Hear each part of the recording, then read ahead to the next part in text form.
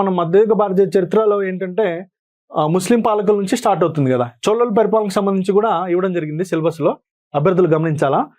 ముస్లిం పాలకులకు సంబంధించి అంటే ఢిల్లీ సుల్తానేట్స్ ఏమున్నాయి, మొఘల్స్ ఏమున్నాయి ఇందులో అంటే ఢిల్లీ సుల్తాన్లు స్ట్రాంగ్ ఉన్న పరిపాలన చేసిన ఎవరు స్ట్రాంగ్గా, మొఘల్స్లో స్ట్రాంగెస్ట్ మొఘల్స్ ఎవరున్నారు, ఎగ్జాంపుల్ బాబరు, జైహింగరు ఇలా ఉన్నారు కదా. తర్వాత షాజహాను, ఆ మొఘల్స్ వాళ్ళు రాసిన గ్రంథాలు ఏంటి, వాళ్ళ పరిపాలన పరిస్థితులు ఎలా ఉన్నాయి, ఎలా పరిపాలన చేసినారు అనే దాని మీద మనం ఎక్కువగా ఫోకస్ చేయాల్సి ఉంటుంది అనమాట.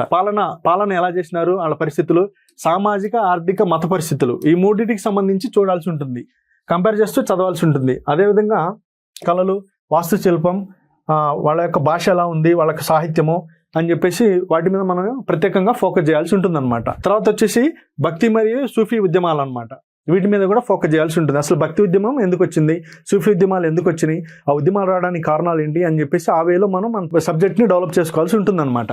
తర్వాత వచ్చేసి శివాజీ మరియు మరాఠా సామ్రాజ్య ఆవిర్భావం అని చెప్పేసి చూడండి, అంటే శివాజీ గురించి, సంభాజీ గురించి, వాళ్ళ యొక్క పరిపాలన విధానం గురించి మనం చదవాల్సి ఉంటుంది.